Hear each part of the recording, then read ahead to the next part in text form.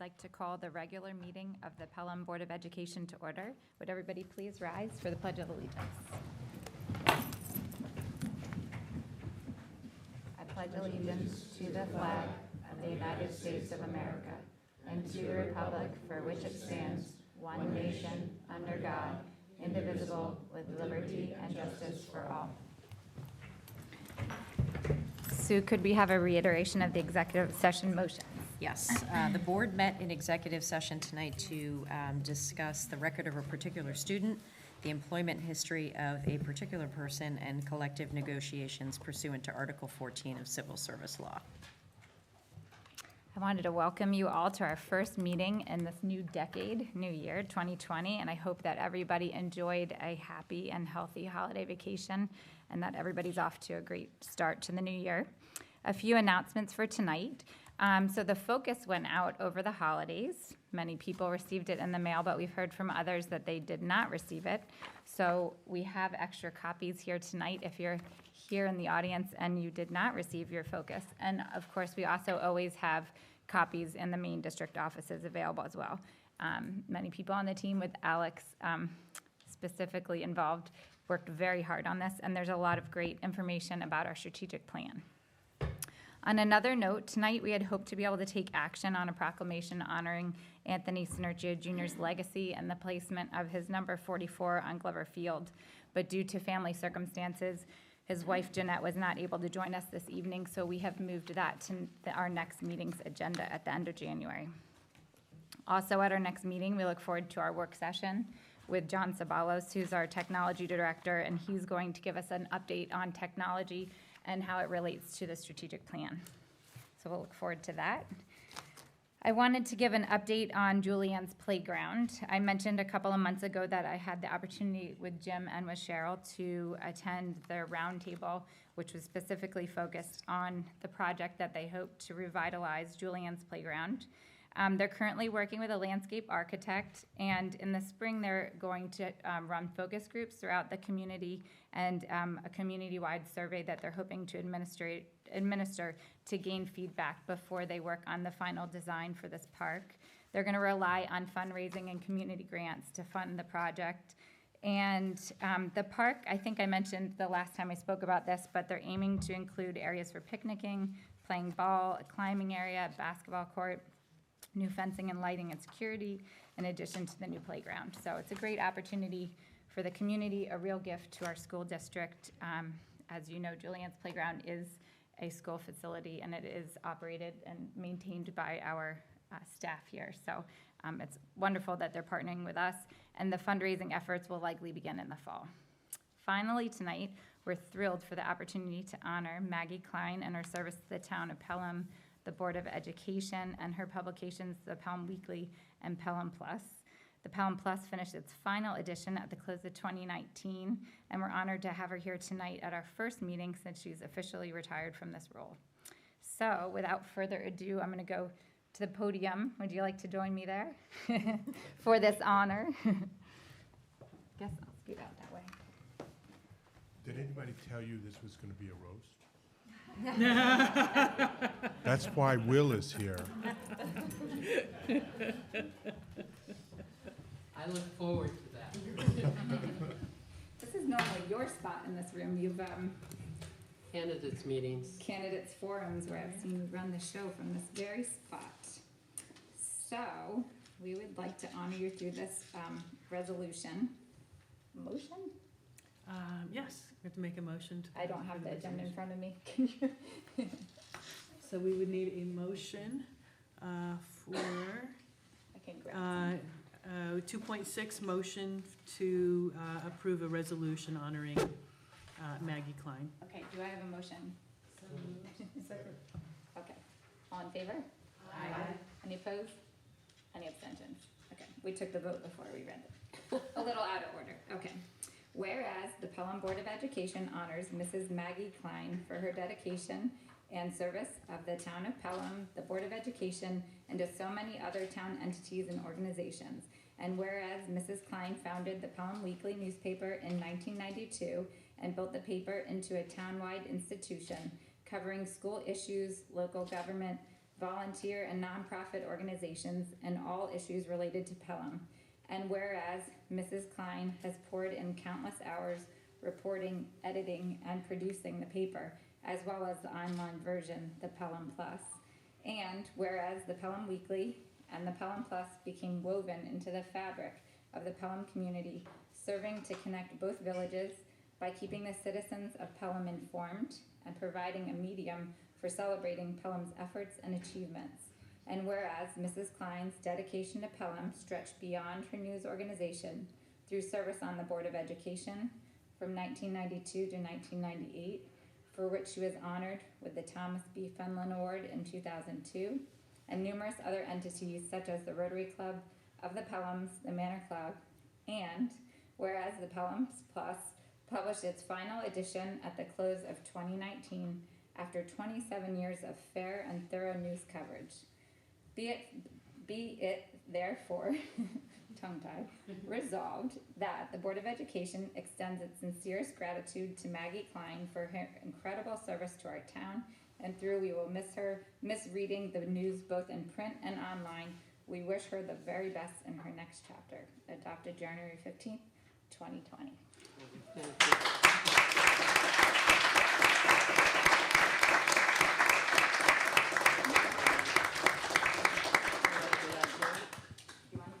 Oh, sure. We have a lot of former board members here. We're gonna move, yeah. A little public comment.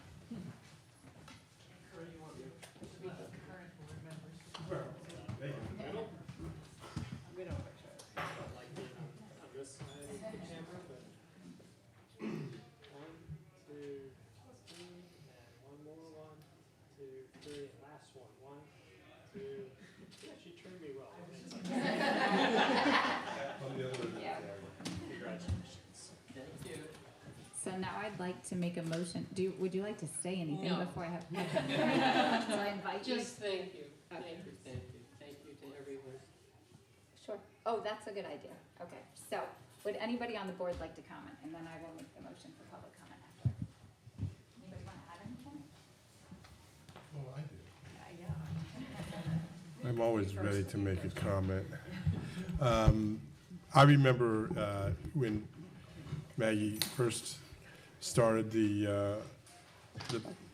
her newspaper, The Weekly, in direct competition with what was the Pelham Sun, I think it was called.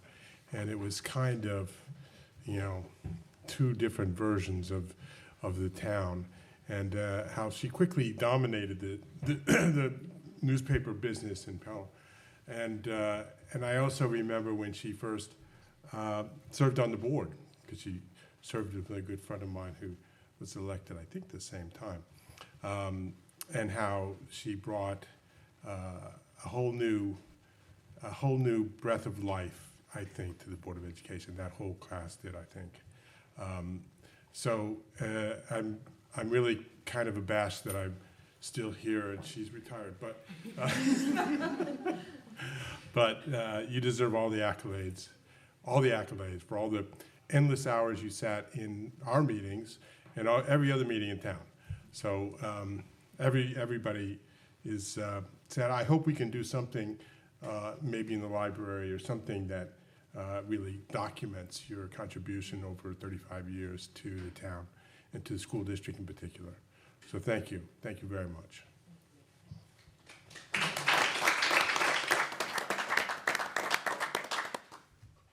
Maggie, I couldn't agree more. This is bittersweet because while you absolutely deserve this honor, I am very, very sad that we won't have the Pelham Weekly or the Pelham Plus anymore, because it has been just an enormous presence for all of us that do a lot of work here and getting our messages out. And, now we're kind of looking around wondering, where do we go from here? So thank you so much for all of your dedication and all of your work. And John made the point, I was going to say that the only one who goes to more meetings than we do and is you. So for so many years, you've covered so much of the work that people in Pelham have been doing, and we really, really appreciate it. So thank you for everything. I wanted to just tell you a personal story, that when we first moved here in 2012, my son was in 5th grade and he was a big soccer player. And moving to the suburbs from the city caused enormous dysfunction in our family, and everybody else was mad at us. And the first, I don't know, sometime in the first month of living here, his favorite cousins came to visit, and he was able to show them that his soccer goals were documented in the local newspaper. And it was the first time that anybody in our extended family had anything nice to say about our move, and they said, why can't we move to the suburbs too? Because they were playing soccer in the city at the time, and their father said, because it's way too small a town, and they said, but in a small town, you get a really good newspaper. So you made a big impact on our family. Heck, with my 5 kids and seeing that sports every week, they're still going through withdrawal. They don't even live in a house anymore, and when they come in, they're still kind of shuffling around the paper in the kitchen, still looking for that old Pelham Weekly. So it definitely tugs at our heartstrings, having read that and not having it anymore, but thank you again. Yeah, I want to say, moving to Pelham, I guess I moved 6 years ago, and like the first thing that I was told was get a subscription to the Pelham Weekly. And I'm like, what's Pelham Weekly? And it was really amazing to have that newspaper every week, and it just made me understand the town and like start to get a sense of where it was that I was living and what this wonderful community was. And that was just the best way I could learn about my new hometown. So thank you. I would add, just if I could, in my coming to the district, Maggie, you've been a great friend to me. I still remember numerous social events that we wound up sitting together, and Maggie would take me by the arm and take me to introduce me to the people I needed to know. And that was a tremendous help in coming and getting to know the community and for them to get to know me. So I very much appreciated and saw very quickly how you were the woman who knew it all. So thank you for that. And I would too thank you that I think your board service gave you a unique perspective that really has allowed you to be a friend to the school district, but a fair friend. Because what people don't know is you held us just as accountable internally, and Alex knows to which I speak. You trained him well, but every now and then we'd get our little notes from Maggie, and yep, she's right, okay, and we really do appreciate it. You always did it as a friend, and as a journalist with integrity, and that is something that we truly value, and hope that void somehow is filled. Because that integrity was something we could always count on, so thank you. I'd agree with what everybody said, but just one other thought that popped into my mind is as a new board member, which I still feel, though we're at the end of our first term here, but I feel like you have just served as such a good decisions, but I always saw you as somebody who was just there in case we needed some perspective. So I really appreciate all that mentorship.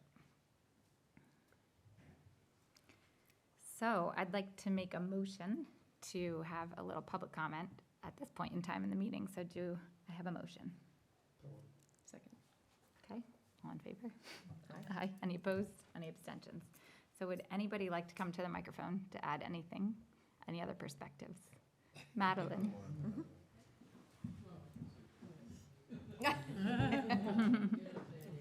It's an open mic, Maggie. Please state your name and your address. I'm Madeline Smith from 304 Corley's Avenue. I wish the whole town of Pelham could throw a party for Maggie. I just wrote down a few of my thoughts to share, and I think I'm repeating a lot that's already been said, but Maggie is one of the most loyal and dedicated people to Pelham that I know. Her contributions are many, as you've outlined. While her print newspaper, the Pelham Weekly, which she started in 1992, and then her online paper, the Pelham Plus, are only part of her story, these papers were integral to the fabric of what has made Pelham, Pelham. She has kept so many of us informed about all the school and town-related events and issues of the day. In fact, it was because of her terrific coverage in the Pelham Weekly that many of us became interested in running for the Board of Education, myself included. While serving on the BOE, Maggie never hesitated to pick up the phone, as you alluded to share one of her many good ideas. She was always thinking about how to make things better, how to move things forward, and how to improve our schools. It is no surprise that Maggie was always looking out for our students in particular. After all, Maggie served on the Board of Education for 9 years and was, as mentioned, the recipient of the Board of Ed's prestigious Thomas B. Fenlon Award. Maggie's coverage of the news has always been one of integrity. She was never looking to stir up controversy for the sake of splashy headlines. She has cared deeply and lovingly about and for our schools, our philanthropic and cultural institutions, and the residents of Pelham. I have always been in awe of her energy and her commitment to keeping us not only informed, but informed in a way that was factual, constructive, and positive.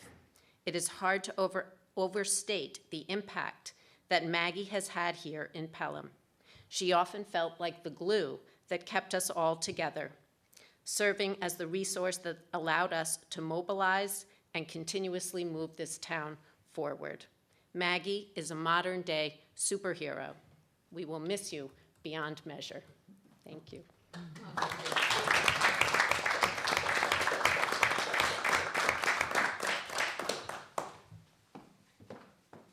Well,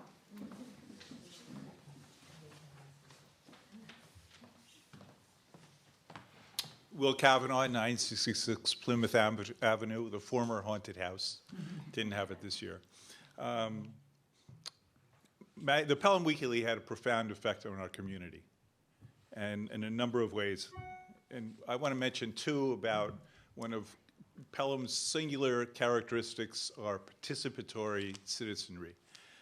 First, part of our community ethos is community participation, is a recognition that we all have responsibility as citizens in a larger community.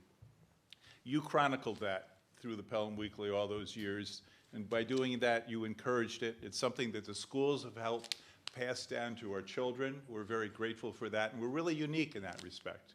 So that's a very important part of what you did. Second, there's another aspect of Pelham's community's level of participation. Everybody takes a great interest in what happens in the villages, the towns, and the schools, and are perfectly willing to express their views on the issue. Maggie, by covering those in a fair, objective way, you helped elevate the discourse on the issues, you helped elevate the communications, you helped the board, working together with the community, reach better decisions. So we're much better off for you having done it. We're going to miss the Pelham Weekly, but you're leaving us in a great place. I think the Pelham community is in a great place, both in terms of a knowledgeable citizenry and a participatory citizenry. So I don't know what we're going to do without you, but thank you very much. I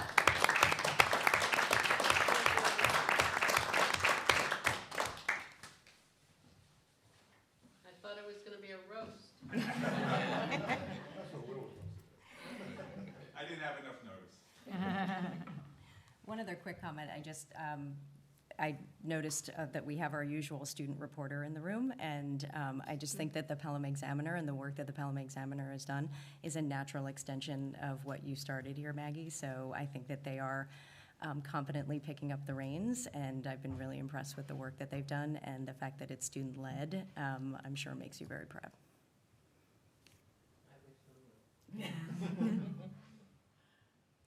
very nice.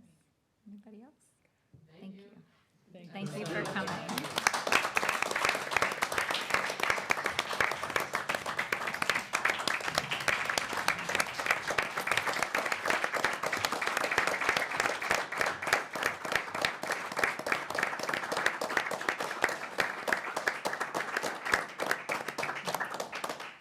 Now, you're all welcome to stay, but I know you guys have sat through many hours of board meetings and probably have other things to do. So if you want to go, feel free. Thank you for coming, though.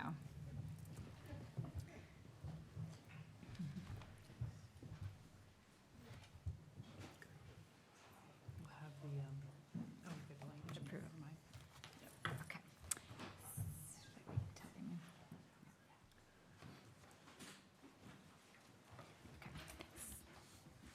So this brings us to section 3, approval of the minutes, 3.1, the minutes from our regular board meeting, December 18th, 2019. Do I have a motion? So moved. Second. Any questions or comments? All in favor? Aye. Any opposed? Any abstentions? Okay. Section 4 is administrative and committee reports. This brings us to the main event of our night, other than that nice honor. 4.1 is the superintendent's mid-year update. Okay, so I have some usual updates first, what's going on in our schools and students, and then I will transition into the mid-year updates. Sorry if I speak fast, but it's been a long night already, but hope we'll pack a lot in that time. So from our high school, our usual brag sheet, we had, once again, our forensic speech team. On Saturday, this past Saturday, they traveled to Chaminade High School on Long Island, my old stomping grounds, for the 37th Annual Invitational Tournament. 550 students from the 5 boroughs of New York City, Long Island, Westchester, and New Jersey competed. Congratulations go to freshman Leah Sherbansky, 12th place in JV Oral Interpretation, Nick Lieggi, 9th place in Congressional Debate, Georgia Conley, 8th place in Varsity Oral Interpretation, and congratulations to all. So it was another great, outstanding weekend for them. Our varsity girls basketball coach, Tim Petrulli, earned his 200th career coaching victory on December 27th. That's quite an accomplishment. It's a terrific achievement for both Coach Petrulli and for the program as a whole. So we just want to extend that congratulations on a unique honor to him. Our 7th grader, Julia Findikian's essay, What Freedom Means to Me, was selected as a winner in the Constitutional Walking Tour of Philadelphia's American Freedom Essay Contest. Her essay, which focused on freedom of assembly and her experience participating in the March for Our Lives in New York City event, was selected from among hundreds of submissions. That was a really unique honor. And for such a young student is just all the more notable. We're trying to expand some of the highlights this year too, so wanted to share a little bit about the Colonial PTA, and they have helped to lead a readathon in which students collect donations to encourage them to read. They reported to us on it at PTA Council, and we're so excited. The response has been tremendous, and so far over $10,000 has been raised. Today it was 17. There you go. The And that initial was goal like was 10. less than 1 week's time. $17,000 already pledged and raised to benefit the PTA's cultural arts performing programs. So the students are doing readathon, parents and families are coming through with huge pledges, and that money will all go to support cultural arts at Colonial. So And that's the kids are like really tremendous. excited to be They reading are. and logging their hours. Yeah. So, and they've, of course, the PTA has offered to share with the other PTAs if their schools want to spearhead an effort as this as well. It's been really simple, I think, on their part. If you ask Mary, I think she shared her table, her dining room table was covered in books, but a really exciting event because they were doing a book sale in addition to the book drive. So there's more information about that on the district's website. Just in the curriculum transition, and if I steal any of Dr. Garcia's thunder, you'll have to forgive me. Just a couple of highlights of events going on. This is a really crucial time of year as far as transition planning and sharing with parents about curriculum that is going on in our schools to help them be more knowledgeable and to be partners. So starting last week, we've had a number of great curriculum events. Many of those, Dr. Garcia's team, that's Dr. Callahan, Dr. Thompson, John Sabalos, have all been real key voices in those events, as well as our building principals. So those events have included the 11th grade college night, 8th grade parent-student PMHS info night, high school event about finding balance while scheduling, and a middle school curriculum night. Those have all happened really within the past about week. Just over 2 weeks. So a lot of evening events, a lot of information coming out. And of course, the opportunity to talk to parents, various issues that come up, to put on our radar, things like following up on homework, et cetera, are really important as we further our conversations and help parents and students prepare for their coming to the next level of schooling. So we're thankful to those who attended and to our administrative and counseling teams for organizing and leading those events. Couple other little updates. You may have heard in a lot of Mrs. Clark's letters and information about graduation, anything that's going out, and I believe in the PTA newsletters as well. This year we do plan on starting graduation ceremony at 9:30 instead of 10 o'clock. We're trying to get the word out on that. Part of that really comes from just it's a little bit cooler in the day, to be quite honest. We've been experiencing a lot of heat in late June. That's been getting somewhat excessive. And also the later in the day, there's data showing that the later in the day, the more chance we have of thunderstorms. And we had to move inside 2 years ago because of a threat of thunderstorms, before that because of actual thunderstorms. So we thought half hour earlier, maybe we can buy ourselves a little bit more stability in the weather. and a little cooler temps under the big tent. So please get the word out on that, that it is Saturday. That Saturday will be at 9:30 start, so that parents and families can plan appropriately. This coming, the MLK weekend on that Monday, January 18th, our joint police departments will be doing safety drill practicing at Prospect Hill. It is a great opportunity for both police departments to become intimately familiar with the buildings, so that should they ever need to respond to an event, that they've got that familiarity and cooperation, collaboration. It really seamlessly worked out. So if you see any activity over there on Martin Luther King Day, do not worry. It's just planned drills. And last year they were at Siwanoy. They've done multiple times here at the secondary campus, so they're working their way through the various buildings. Jim, did I miss any of the other buildings? No. Okay, yeah. So, and we're grateful that they're willing to partner, even though it's in one village versus the other, just to gain that continued partnership and knowledge of the schools. On tonight's agenda, you will see a draft proposal of the school calendar for next year, worth highlighting for a variety of reasons. Right now, the anticipated start dates for teachers will be right after Labor Day, so Tuesday, September 8th for staff. Student start day would be Thursday, September 10th. Looking to do the similar model to what we've done in the past, where it will be a half day for our elementary schools, a phased-in beginning to the middle school day, and high school students starting right at the normal time for a full day. The November break, right now, we're looking at, again, an early release right before, but I will make one note. We've really been looking very carefully at our seat time hours to make sure that we're in adherence with state regulations so that we receive all the aid that we're eligible for. As a result of that, we're probably looking at a 2 o'clock dismissal on that day as opposed to a noon dismissal. So it's a little different practice than what we've had in the past. It's still early. You can still beat the traffic out of town. But in order to make sure we've got those seat times to enable that phased-in start at the beginning of school, we did need to capture back a couple of hours. The New York State, not Dr. Champ and not the district, set the last day of school every year. That's New York State sets Regents Rating Day, which is what we're required to have all schools statewide as the last day, official day of school. So next calendar year, that will be June 25th as Regents Rating Day, which means our elementary students will come to school through the 25th. We will again do our 3 half-days at the end of the school year. One additional piece, and again, we're working on this. We're hoping to make a change this year, definitely making the change for next year, so more information will be coming on this. Because state regulations are about 100 years old, they haven't all caught up with current practice. So 6th grade by state regulation is actually still considered elementary. And the state requirement for elementary requires that they come 180 days, like everyone else. 7th through 12th grade students may be excused from school on days when Regents exams are being given if it interferes with, if you need so much staff for running, proctoring exams and scoring exams, you are allowed by regulation, and you can still count the hours for a full school day, even if the 7th through 12th do not report for class, they only come for exams. The problem is our 6th graders are in the middle school. So they're treated like elementary by state regulations, but they're in a building that basically shuts down for exams.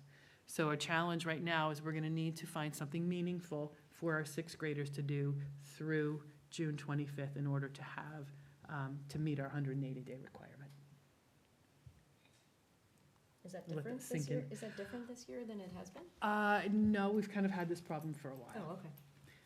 And again, the state is now really looking more critically and auditing school districts on making sure that they're in compliance with calendar.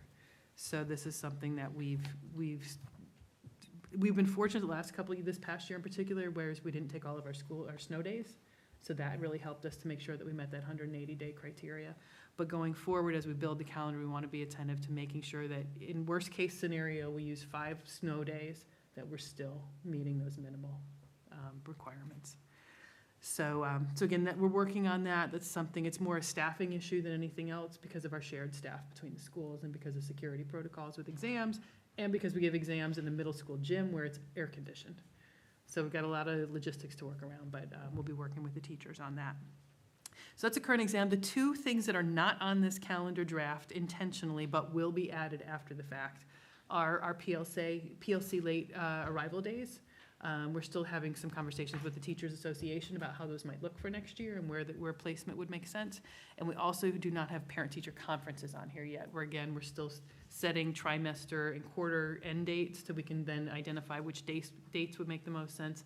And we're also discussing, is there a model, could we tweak the model in a way that, that meets parents' needs and access to those appointments, but makes better use of time? Because as we look at utilization of how many appointments are scheduled throughout the days, we're not having that many appointments really being scheduled during the mid-school day. The 2 days that we take off, very few appointments are being made use of in the middle of the day.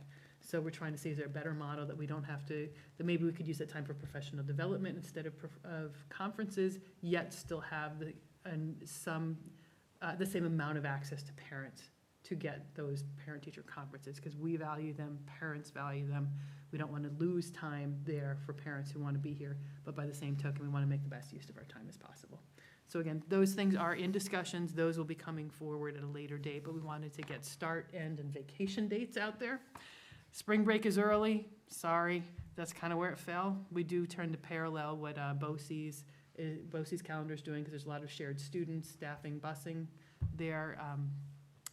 Easter and Passover both fall very early next year, which is partially driving that, as well as state testing schedules.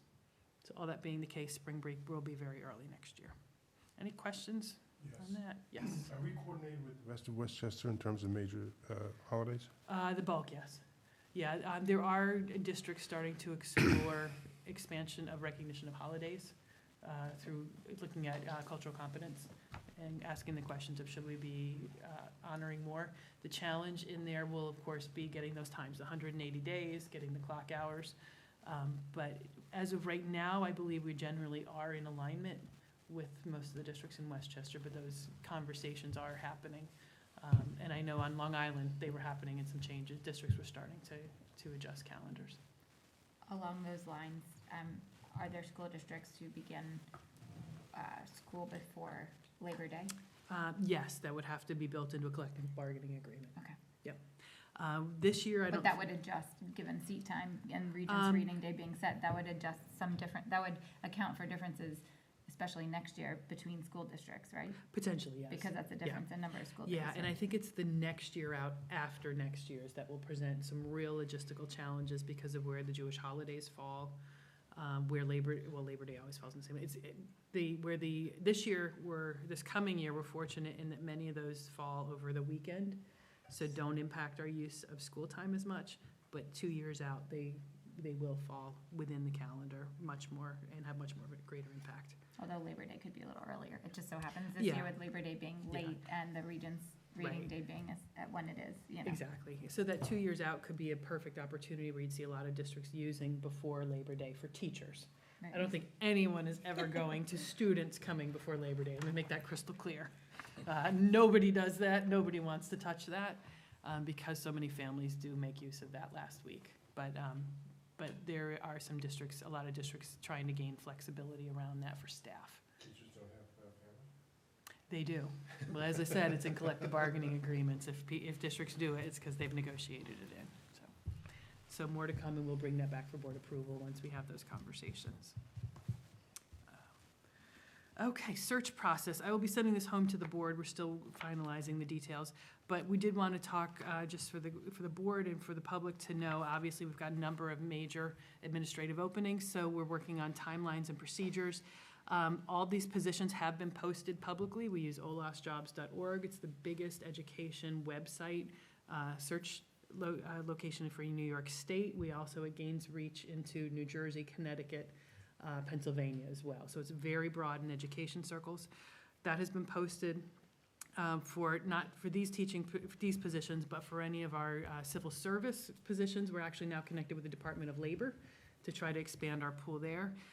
Additionally, and substitute teachers. thank you. For substitute teachers, monitors, clericals, any positions that come open under the civil service umbrella will also be listed there. So we are very much still looking for substitute teachers and lunch monitors.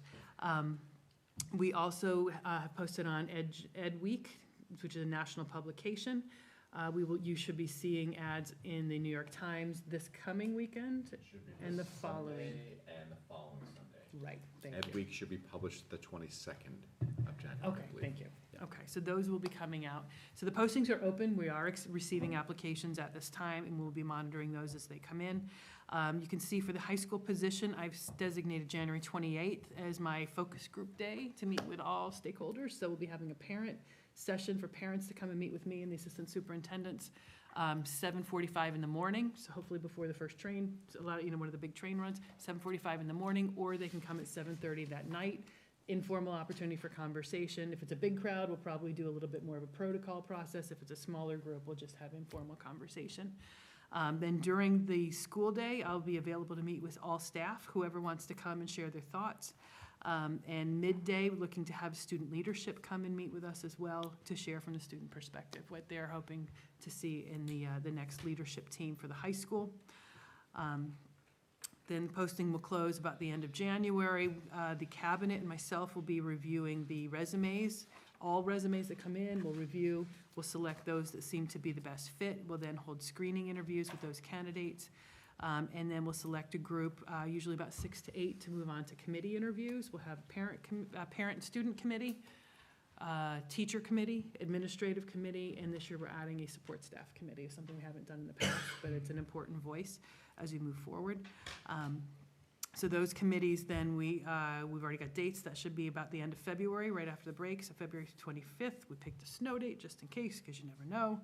Those will be in-depth interviews for the 6 to 8. Those groups will then debrief with us with the goal of selecting about 3 people generally to move forward to once again meet with the cabinet for a much more in-depth cabinet level interview. We then hope to pick 2 finalists to send to the board for interview. And then once they've been interviewed by the board, obviously reference checks, et cetera, background checks completed, then we're hoping to have candidates appointed by the board around March 18th at one of our meetings. So a lot of our executive sessions, we're gonna start to shift a little bit to interviewing through that period of time. So that's the high school search. We're starting that one now because we have to run that full process and then run a full process for the assistant principal job. We want the principal who is selected to have input into who the assistant principal is. One other jobs listing site that I forgot to mention in one of our goals towards working towards a strategic plan is to expand to develop a more diverse staff. So we're also posted with NEMNet. It's a minority recruiting website. We were listed as a school. Now we're actually putting up postings specific for the position, so a little bit more forward-facing opportunities. So we're hoping that all those combined additional efforts will net a deeper pool, and we'll be keeping that on our radar as we go through. We will be starting the Siwanoy process. It's almost an identical process. That will be having a parent or the stakeholder group sessions. We'll do a parent meeting on the morning of the 29th. That's the day after the high school. Morning of the 29th at Siwanoy at 7:45. We have a board meeting that evening, so the parent evening session won't be until the 30th. That will be 7:30 at night on the 30th, again at Siwanoy. And I'll be there in the building to meet with staff throughout the day and a group of students at lunchtime. Similar timeline, the goal there would be to appoint a principal for Siwanoy, hopefully around April 1st.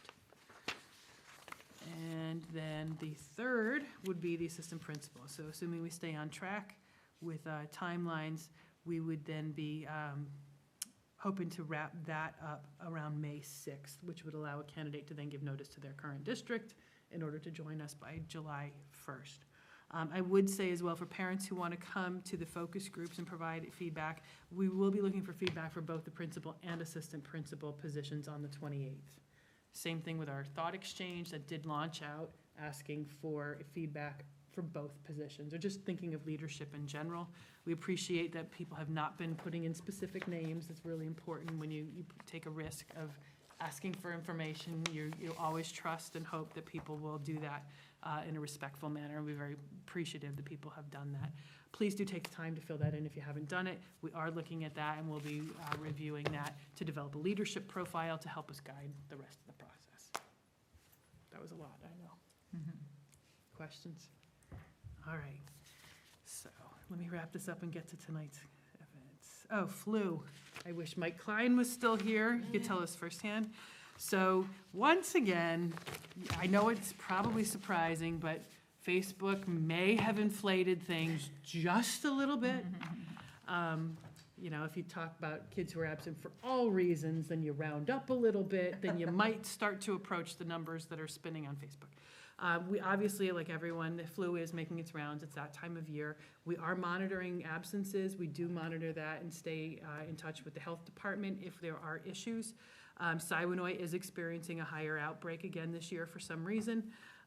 So we are aware of that, and doing what is necessary to address that. Specifically, what we are encouraging people, if your children are sick, please keep them home. The 3 ways that this transfers is physical contact, airborne, coughing and sneezing, and surfaces. But the first 2 really are the bulk of how the flu is transmitted. So if children are sick, they should stay home. The teachers will help them to catch up. That is the biggest thing that we can do. Children are children. They touch things. They touch each other. They touch everything. They sneeze. They do this. And they're kids. So please, if your children are sick, we encourage you to keep them home. They must stay home till they have been cleared, that they have no fever without medication for at least 24 hours. We do have a strict policy on that. That's the minimum, but we do encourage them to stay out until they are feeling well. What we are doing internally, since the flu virus survives on hard surfaces for up to 24 hours, not longer than that. But we did have our custodial staff in over the weekend, cleaning handrails, doorknobs, any kind of touch points with disinfectant over the weekend. As I said, Mike is the head custodian at Siwanoy. All of our head custodians in all the buildings are continuing to focus daily on additional disinfecting of those high-touch surfaces, phones, handles, toilets, faucets, all of those areas where the usual. So please know that those efforts are ongoing. We monitor, and if it reaches a point of concern to the health department, then of course we would follow their guidance. So we're on it. It's not quite as bad as it sounds. And actual flu versus absences are very vastly different. So that's my word on that. Okay, I think that covers it for the updates for the district. So I'm going to try to power through this one. Alex, is there a clicker that I might? Thank you. All right. Awesome. Thank you. Okay. So I'm really excited to share with you the work that has been going on this year so far. And a lot of this, I believe you're going to be very familiar with because we just finished work sessions on it. So what we said we were going to do, we are in the midst of doing. And I will say we are at the front end of this. And I know it's very challenging, as we said many times, how do you quantify what's really a lot of soft skill work? So what are the things that we're doing now? It's too early to measure changes in measurable outcomes. So at this point, it's really highlighting the work that's going on to see how we're following through from what was shared. So you're familiar with this model now of our strategic plan, the 3 goal areas: cultural competence, authentic learning, whole child, the overlaps that you see amongst them with the goal of developing that adaptable, empowered, well-balanced global contributor. This is the preamble that is part of that, and that continues to be the focus of our work, is with this as our endpoint goal. As you remember, this is connected to, I've got 2 things I'm trying to move ahead, very much connected to the prior strategic plan, so much of the work is already embedded with solid foundation. We're expanding that work into new areas. So this highlights really just the work that starting with the authentic learning realm that Dr. Garcia highlighted for us back in September, specific points that we had chosen to focus on this year, because this was about the first 18-month plan. These are things, again, that are in a lot of ways expansions of what we were doing before. And then we've had a lot of committee meeting in particular working on professional development around as well. So that's just a review of those items that we had mentioned and really what we've been doing. So I'm going to go to some of the update slide. So the committees, Dr. Garcia has been working with his committees identifying and defining authentic learning. That's what we knew at the outset, a lot of education is here. So the opportunity to decide on definitions and educate the community and the schools was really important. So they've been defining, they certainly looked at the results from our thought exchange that were shared with the board back in September. In preparation for that presentation. The IB committee has been looking and shaping what's a reasonable timeline for implementation at the high school level, given we've been going through a tri-states evaluation process this year. That's a really big, monumentous task that our visiting team is coming next month. Dr. Callahan has been really eagerly and really at hard work with his team preparing for that, and we're excited for their visit mid-February. We, as an administrative team, because you remember part of this plan was to look at how we use our time and space. So as an administrative team, we've met with Dr. Michael Redding, national expert on scheduling, twice already. Sorry. Do you want me to click? Oh, that would be awesome. Okay, just tell me. Thank you, thank you. That's fine. Yeah, we've met with him numerous times, and we just booked him to come back 3 more times, February and June, to meet with us again to talk about scheduling needs at both the elementary and the high school. And really, the schedules undergird everything we do. They help define our priorities. They help shape time to achieve those priorities. They even have implications for things like wellness and health. You know, how many of our kids opt out of lunch? That's a major question. And is that something that we want to allow or not? What is our belief around students having a break? Does break mean lunch, or does break mean a free period? How do we shape that in? What if a child takes classes from period 0 through period 9? What does that mean for a homework load? And how much do we allow students to do that, believing what is a reasonable workload during the school day, but then also, so there's a lot of moving pieces and complexity to schedules. Then the big question really in authentic learning that leads us there is if we're gonna expect teachers to be teaching in a student-centered way and students to be doing inquiry and more personalized learning, more authentic learning, can they do that in 41 minutes? That's kind of one of the easier questions to answer, and the answer is no.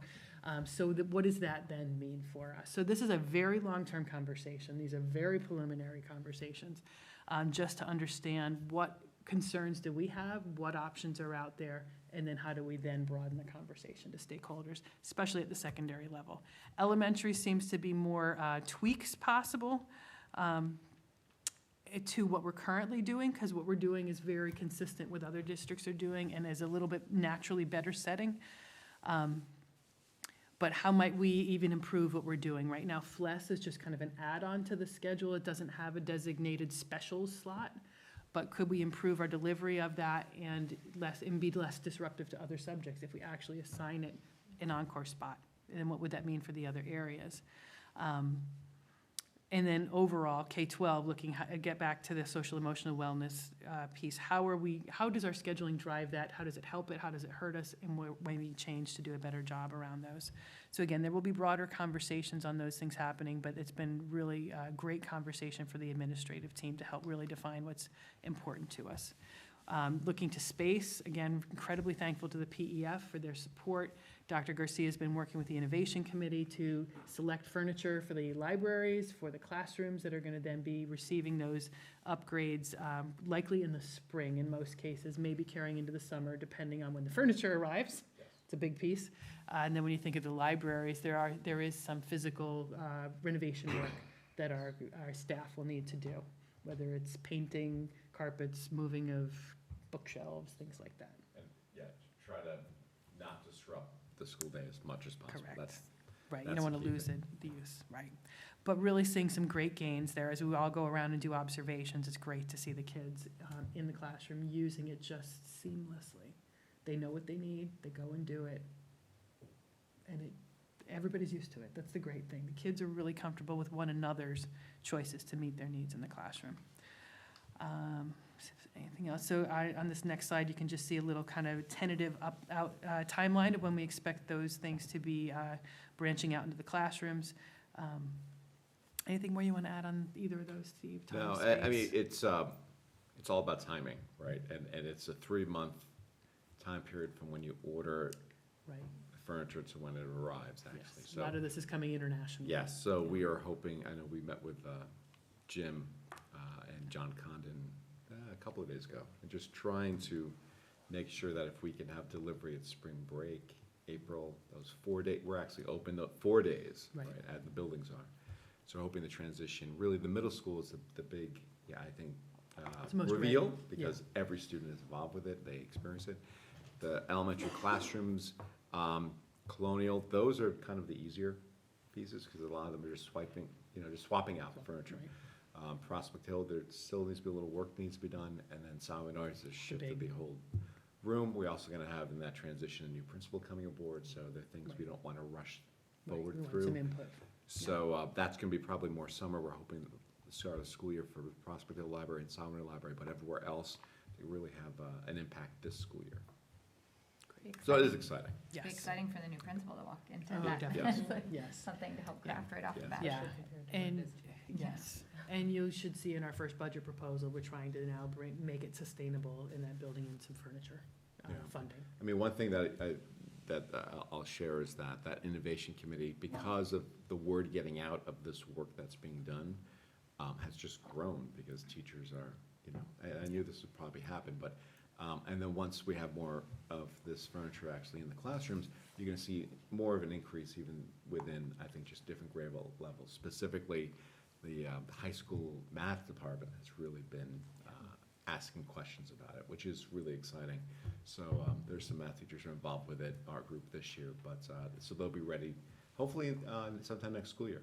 Because once we have it set, to be honest with you, the colors and the types and the legs and what it's, it is a little foreign for us, so we've had some expert assistance, but that is a huge learning curve for us. So I think from what we learn this year, and then moving into next year will also help us inform as you look at the new school that's going to be built. Great, thank you. Moving on to the whole child area, and I should say one thing that we've all learned is every single one of these 3 areas could be our strategic plan in and of itself. They're incredibly complex and really require so much time and energy, and so many pieces feed into them. So it is a lot, and our administrative team is very much feeling that burden, but really working so hard to deliver on the promises that we see within this plan. So whole child boiled down to 2 bullets, but again, significant bullets. So these were the, researching a clear vision for what constitutes the healthy environment, which is largely being overseen by Julia and the Wellness Committee, is kind of spearheading that work along with the administrative team. And then separate committees have been developed for district-wide committees and building-level committees for MTSS. That's multi-tiered systems of supports, the next iteration of RTI that addresses both academic and social emotional needs. So this really is just kind of the narrative about the work that's been going on there. And this is one of the biggest pieces that I think we're already seeing very tangible results from is responsive classroom. Teachers were so rejuvenated when school started. We were able to bring them back for their 3rd day of training. They'll come back one more time in March for their 4th day of training, then they'll be certified.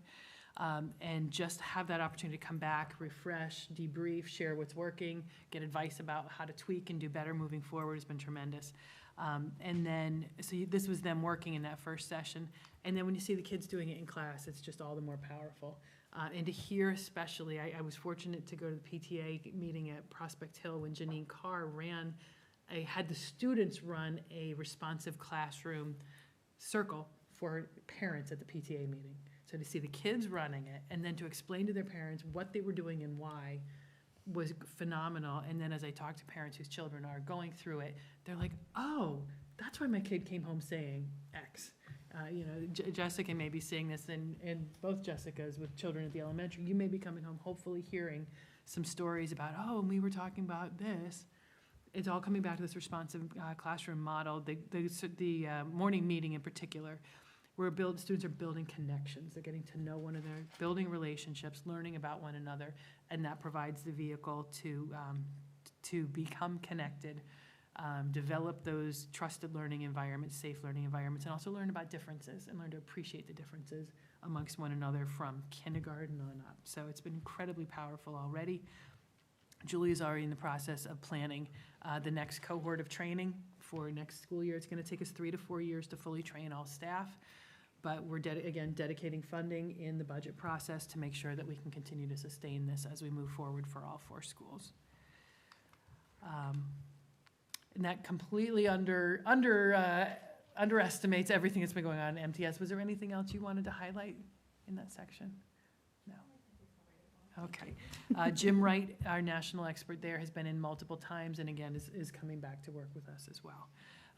One thing I got to say, I spent the day at Hutchinson yesterday, as I do every year, just hearing from teachers, and a lot of good feedback. It's interesting because we fixed one problem, and that was we really, by changing the schedule a little bit and by hiring an interventionist last year, we definitely, so the board should be proud of this, definitely increased access for more students to be receiving support services, and that was the goal. So now the flip side of that is our teachers seeing twice as many kids. So now, and it's a very individualized lesson planning approach because each child's got different needs that need intervention. So they're kind of, the heads are spinning and they feel like they're on a treadmill. So we're gonna be looking at that and tweaking that, but I think that whole goal of opening doors to more kids who need to get services, we've done that. We've also very excited, it's not enough yet, but it's a start. We've been be able to offer some K2 interventions in ways that we have not been able to do in the past. So really excited to see that, and we know that they're just going to evolve and grow as we move through improving this whole MTSS process and continue to make sure our resources are aligned to meet our needs. I'm also hearing that the communication about those resources is pretty thorough to the parents. The teachers are in communication with the parents if their child is going to receive services. It's been explained that they may come in and out of the service. So I don't remember ever hearing that in the past. You are So correct. Yes, and that's that something goes along with the process and some of the questions I've asked you about communication to parents. But it's already starting, even though you guys are still crafting what you want this to look like. It's great to hear. Yeah. Yeah, and that, we heard a lot of that feedback and wanted to focus on transparency of criteria, consistency of criteria, and communication, so that it's not a mystery which children need support and why. And this year, we've also been excited. We've got more students that are moving out of support. That's the whole goal. Fill in the gaps, get them up to grade level so that they can move out of that pull-out situation and go back into the classroom and have their needs fully met and stay on track. So excited about that. Culture proficiency. Our second cohort was completed this year. We're going to again be looking at ways to sustain that going forward. Sorry. Oh, there we go. So some specific areas of growth. Each of the buildings, we did start diversity committees this year. They're continuing that work and expanding it in different ways that suit the needs of each specific building. Diversity book bags are being expanded. They've started at Siwanoy. They're fully implemented at Colonial. Prospect Hill and Hutchinson, a little bit more ahead of Prospect Hill. They're in the exploratory stages, working with their PTAs about potentials and about funding to work on implementing those. But those have been really broadly embraced by our parents and teachers, and they really have loved them. Sorry, I missed a couple of things. You've heard a lot about what we're doing at the middle school as far as different programs to chip away at some of the needs that we have around understanding culture and creating a safe culture for all students through the Paperclips project. Rosalind Weissman is going to be coming back this year. Guest speakers that are related to the curriculum, expansion of the curriculum around the Holocaust, a variety of efforts there that you've heard about. Squads at the high school have been more fully implemented this year. Those are anchored around our PLC days, where upper class students become mentors for freshmen to try to, again, build connections, create safe environments, and help students to feel welcomed in the school. And both schools are continuing to work on efforts towards becoming no place for hate identified schools. And Maria Thompson is also working, this is one you haven't heard much about, but just definitely a tremendous amount of work going into this, looking at how do we really reinforce and undergird our curriculum K-12 around civil discourse. How do we build towards that from early days on? And then do we need additional curriculum resources or training or whatever around really more specifically speaking to our kids about diversity, teaching them not just in kindness and empathy, but really kind of calling it more what it is and being more explicit in our instruction. So those discussions are happening, review of curriculum is happening. I believe, Steve, correct me if I'm wrong, she's planning to bring in someone from Facing History and Ourselves to work with teachers later this year. Spring. Yeah. So that's one of the big curricular organizations that really focuses in social studies. That's more focused on, I think, an inclusive, diverse perspective on teaching. And other districts in the county have definitely used them, and, you know, we've explored it before, but we're gonna bring them in and work with our social studies teachers. That's like a first shot this year, and then see how it progresses next year. Yeah, they're definitely one of the leading curricular voices in this. And it's area. happening across the, like this, you know, you're talking about the strategic plan, and it's not, our work is not being done in isolation. So this is a major topic of discussion in all of our networks, and looking at it, how do we, you know, work in the district that is respectful of more diverse culture and different types of people and different backgrounds. That is the main topic you see. Yeah. In superintendent's work. Yep. PPS, you know, business, I'm sure, as well, and in my areas. And, you know, we're just working, I think, more as collaborators with other districts, but also the region, which is very helpful. Because now we're able to find, in the past it's been a little bit more difficult, but now we're able to find, I think, just partnerships more easily. And speaking of partnerships, the PTA has a committee that's also going to work to try, right? Have they talked about that yet? I thought they were trying to have representatives from each of the PTAs. Maybe they haven't made that public. But they're looking for ways to partner with the strategic plan and to find ways for the PTA to do programming in the schools. Yes. Yeah, and that's what's been great. Everyone is wanting to step up and to be a part of this, because I think there's very much a consensus about the need to help our kids to, as a community, really to come back around. Which reminds me, there is the Jewish Pelham Jewish Center and the American Legion are sponsoring an event on the 26th, Sunday the 26th, at the Picture House, I believe 2 o'clock-ish, 2 to 4.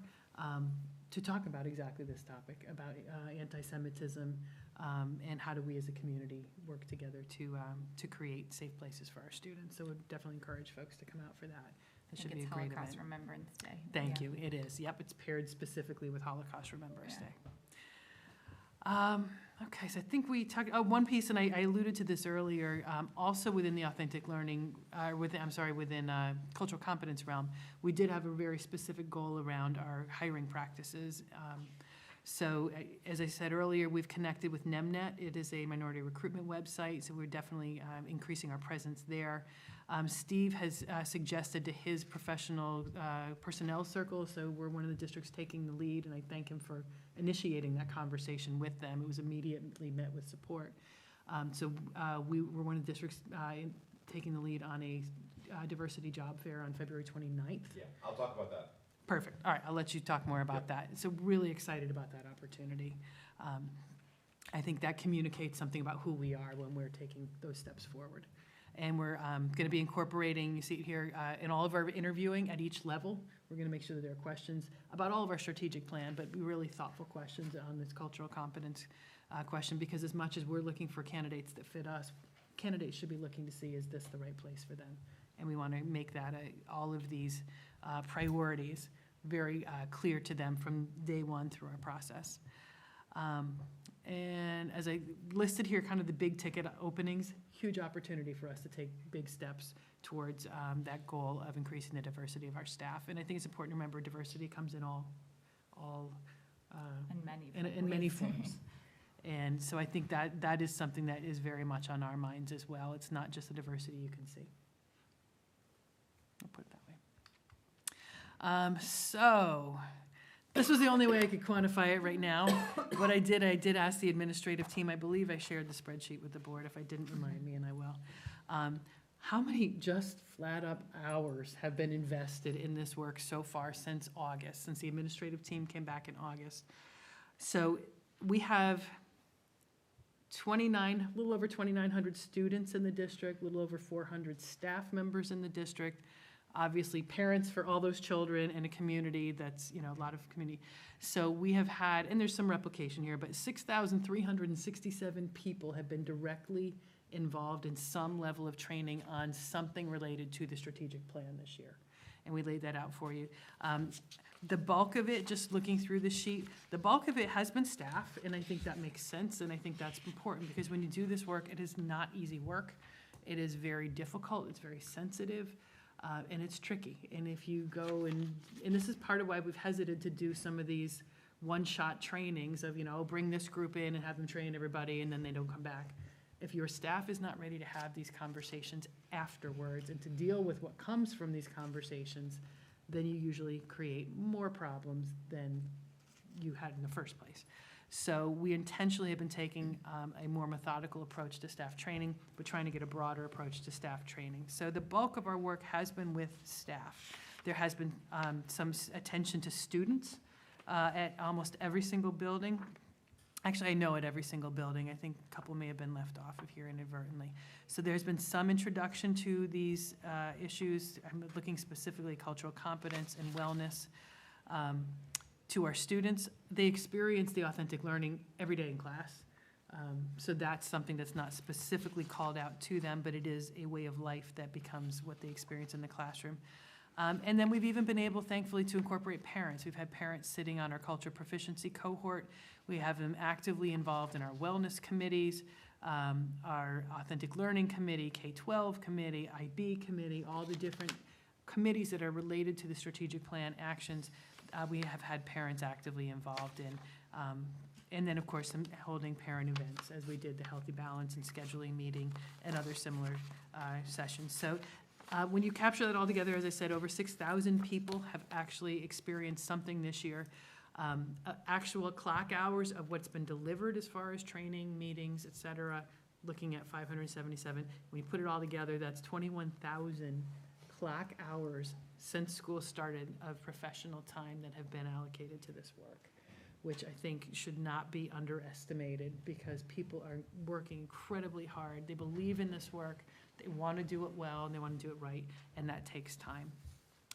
We did do a brief, in this we can go to the link at the bottom, Alex, if you would. I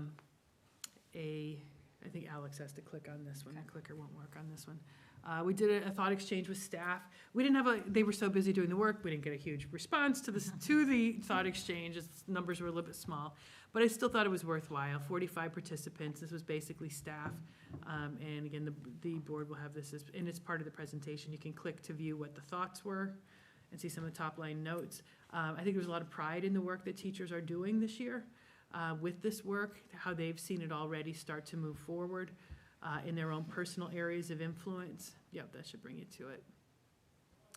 So you can, it'd be easier for the board to click on this in your presentations. But I'm most proud of the new library books that will be brought in to support the Bridges program. So that's about, students with different abilities. That's been a huge point of pride in the district this year. Cultural competence allows teachers to pause and reflect on challenges and commend our teaching look at our teaching practices and materials, our mindsets and beliefs. I think that's very much valued amongst the staff.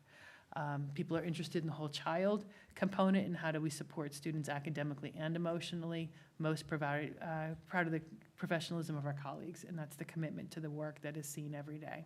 So those comments go on along similar themes. Alex, if you go back to the themes section. These I just broke down based on what I saw. If you scroll down just a little, thank you. Lots of comments around and alignment around the values of cultural competence, whole child, responsive classroom. Can you maybe click on, or just, show, so about 7 thoughts in whole child realm. Can you click and see if the thoughts come up? I think they do. There you go. So then you can drill down and see specifically what were people saying about whole child. And a lot of it was good. Sometimes there were some comments asking for more training in particular areas, et cetera. So some good data for us to share with the administrative team for the board to review. And then if you go down to the last theme tiles, similar, just a different view of how to look at that. You'll again see that cultural competence, whole child, responsive classroom, those came up as some of the biggest areas of agreement. MTSS too, there's lots of comments around that as well. So a small data set, but I think still useful and definitely with some clear themes. And finally, to move on very quickly to our last 2 goal areas, those are budget and bond. So we're just on the out front end of the budget process. Thank you, Alex. So the administrators have started meeting last week. Our days are now consumed with interviewing and budget. So we started meeting last week to start to go line by line through each of the budgets.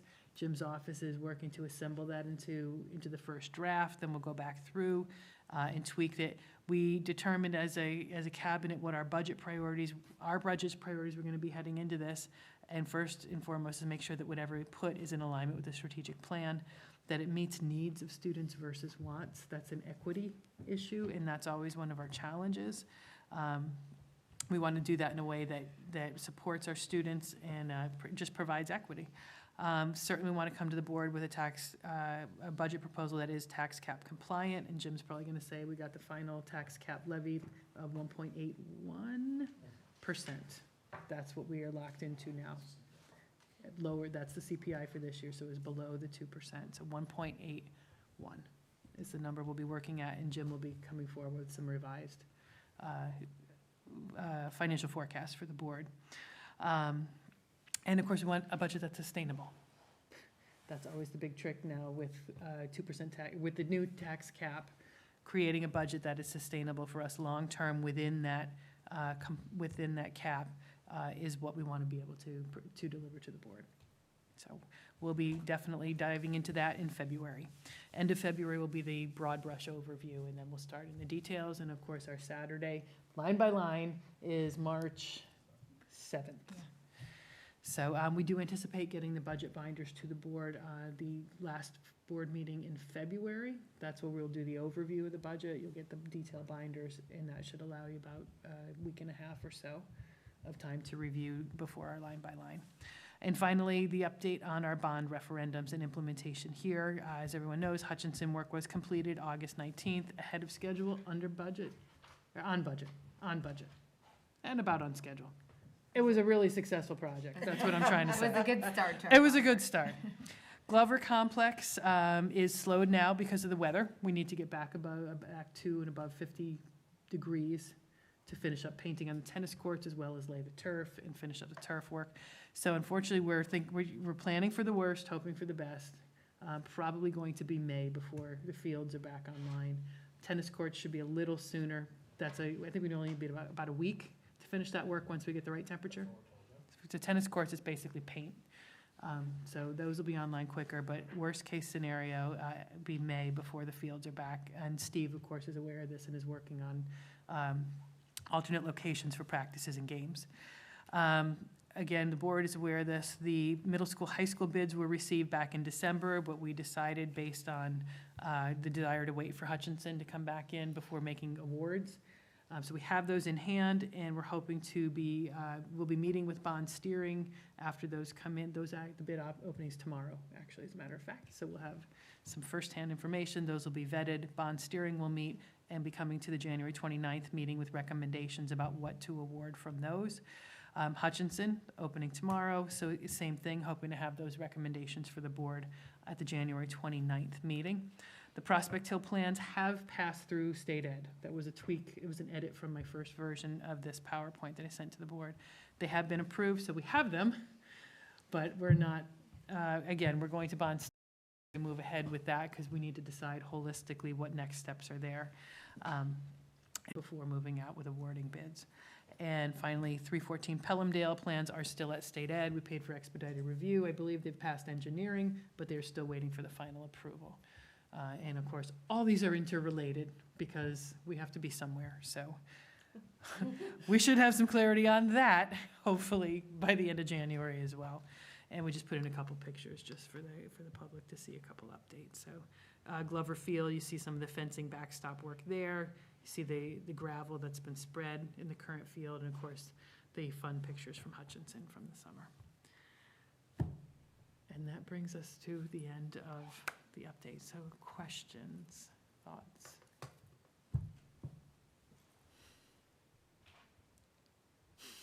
I think that's great. All right. We're speechless. That's the strategy. Good. Thank you. All right, you're very welcome. And I have to thank the administrative team. I can't say enough the incredible amount of work they've been putting in It really is, and our teachers too. They respond, they step up, and they do what we ask in such a wonderful way. And at the end of the day, we talk a lot this year, especially because we've been really focusing on administrative norms, but always assuming positive assumptions. And it's true, it's not even hard to do. I think that's one thing we are so fortunate in our district to have such an incredible faculty and staff that really are in it for the kids. That is really front and center in what they do. So we're very proud of their work and thankful for everything they've done. I'll stop there. Thank you. Get to take a break now from talking. Okay, so now this brings us to 4.2 Board of Education Committee reports. We did have an advocacy and community engagement committee meeting this week, but are there any other committee meetings? I know we just are back from the break that I'm not thinking of. There was policy, but we'll do it in policy. Right, we always have a policy update in a different part of the meeting. So, as I said, we met for advocacy and community engagement on yesterday, and we covered a lot of territory. It was a good first meeting of the calendar year. We looked at the Lower Hudson Educational Coalition, their 2020 advocacy agenda, to see which topics we as a Pelham community would like to focus on each year around this time. The committee looks at possible areas that we could focus on to advocate as a group. You might remember that letters go out to the community via email to show them how they could sign on to, we have a letter writing campaign basically to send to our local representatives.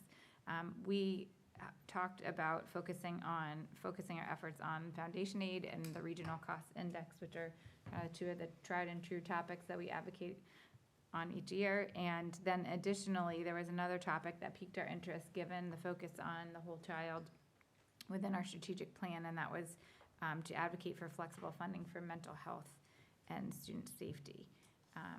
And so we want you to stay tuned for emails, which will be coming out, I guess, in the next few weeks. Yeah, really probably end of January, beginning of February. Yeah, because really February and March are the key times to get word out to our local representatives. And paired with that discussion, we also took a look at the legislative calendar and opportunities to meet with local representatives. In a couple of weeks, we have the yearly legislative forum, which Dr. Champ and I will definitely be at.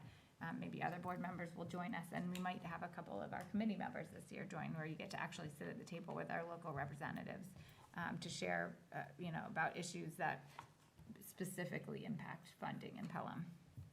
And finally, Dr. Champ gave us a preliminary look at the proposal that's going to be sent to the Board of Regents to propose changes to the New York State graduation requirements. And that, I should say, is a bit of a moving target. Yeah, it was a very Even the preliminary. process itself, like Steve and I literally get new emails each day. It's amazing. He went to a presentation with the curriculum council, and he sent it to me and sent it to the board, and by like the next day, It was different. changed, right? the state parted ways with that organization completely, selected a different one. Yes. And they just fired them. Yeah, it was, because I sent it in the Yeah. board packet, I It's- sent the Yeah. update, and it was from Achieve.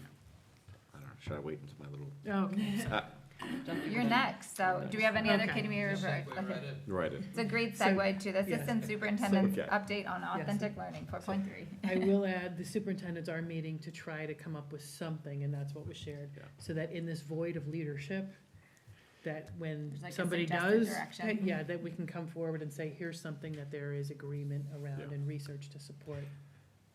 Yeah, it seems pretty chaotic, right? Because I know I shared it with the board, and again, after it was sent to you, I think it was like a day later, the article came out that the state had a company called Achieve do some preliminary work in researching what our graduation requirements across the country, and then, they were sacked the next day by the state.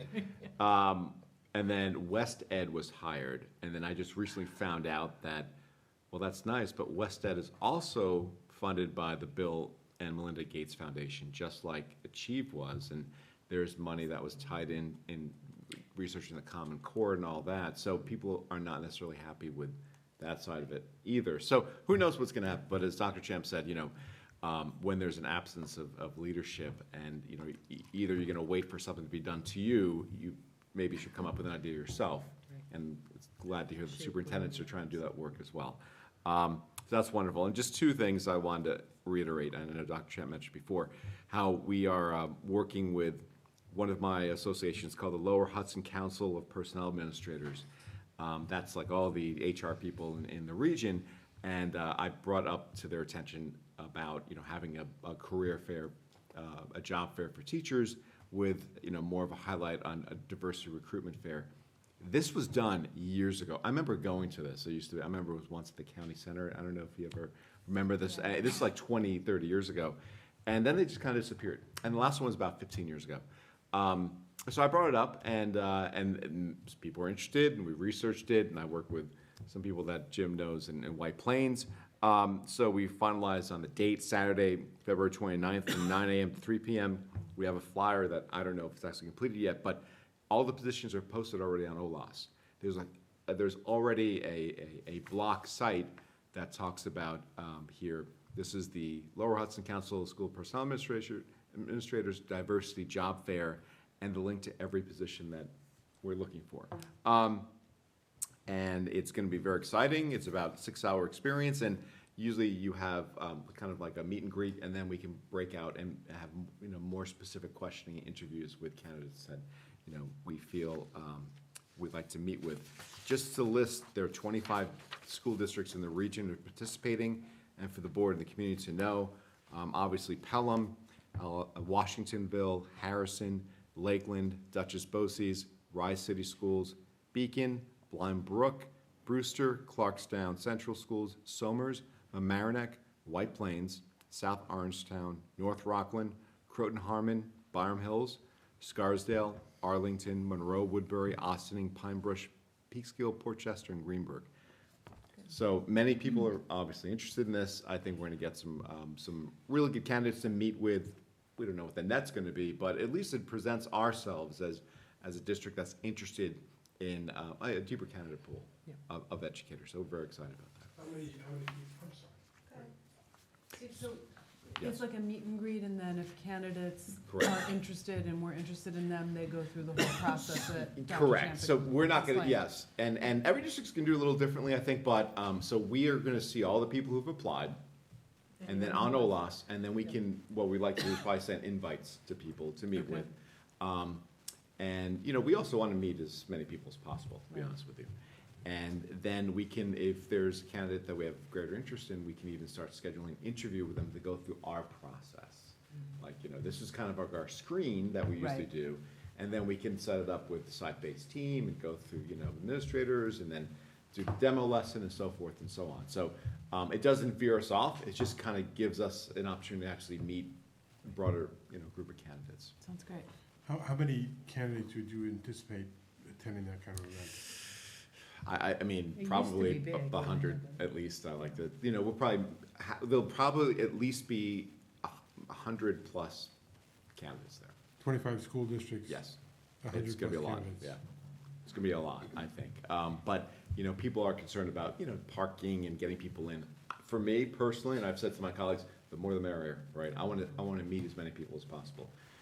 We'll speak with administrators and invite, groups, and we'll have kind of shifts, and we'll have people do maybe meet and greet, some people, escorting others to have a more deeper conversation with candidates, try to schedule interviews right away so we don't lose them. There'll be competition. I mean, this is kind of like it's gonna be good though. I think it's gonna be just a great opportunity. And I always, I welcome that. I mean, this hasn't happened, I think, in a number of years, regionally this big.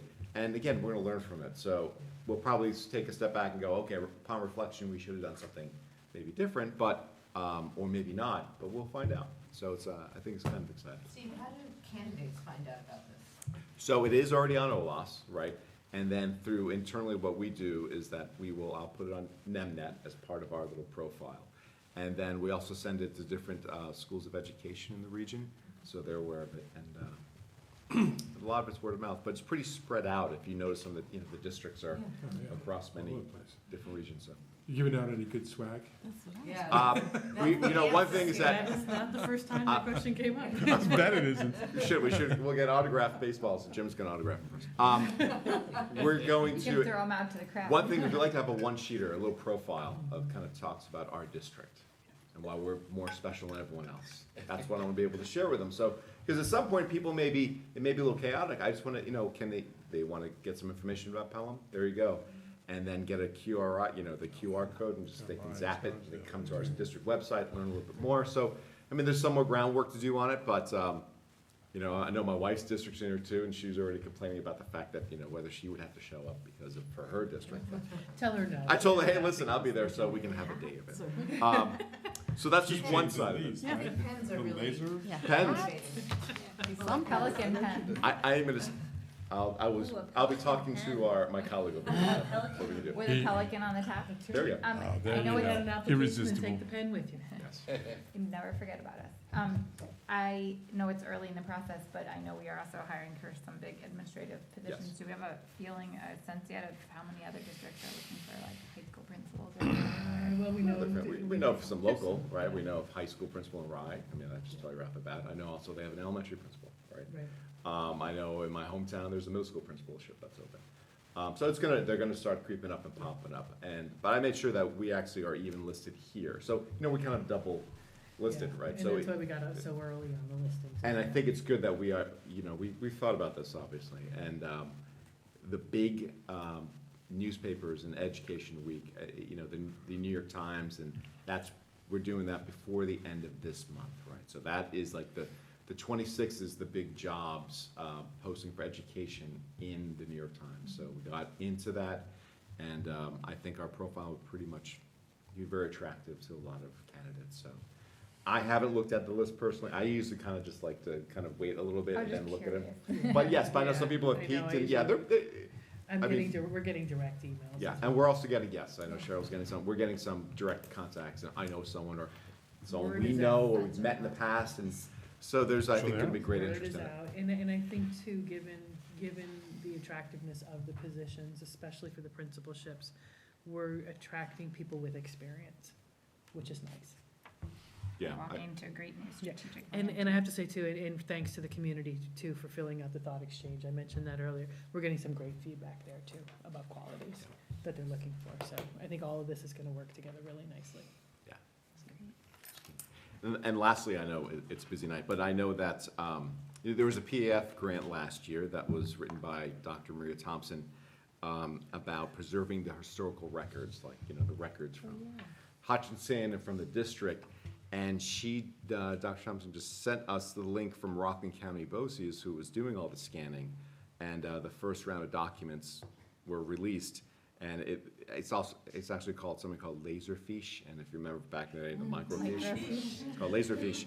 So I just started looking. I mean, I was kind of curious, so I was looking at today, and just one thing. So I found the annual report from 1940 to 1941, and I think that was like the superintendent's probably budget report.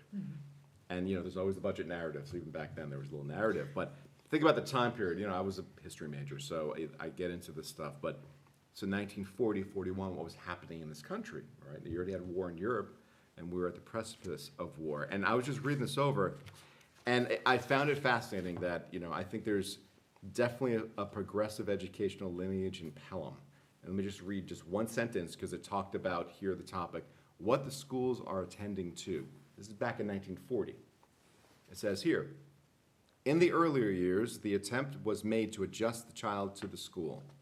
Modern schools are adjusted to children. Children learn at different rates. Their abilities and interests vary greatly. The efficient modern school makes adjustments to the child and provides instruction adapted to his or her abilities, interests, and needs. So I read that and I went, whoa. And it was just kind of fascinating that, we're talking about, 1940, 41. And there are other things in here too, and I'm not gonna bore everyone, but it was just interesting really to kind of see that history. And there's about college acceptance rates and the importance of the school and the community. There's so much, and this was the first one that I found. It just fascinated me, and I just wanted to share that with the board and the community. Who was the superintendent that wrote that? I'm not sure.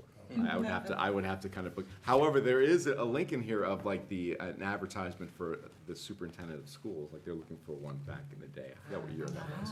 But anyway, Be interesting to know what profiles they were. we'll share this link with you too, because just diving into this and just think about the learning that can happen, just the authentic learning. We like to talk, right, with our students and our teachers about preserving this history and learning about who we are.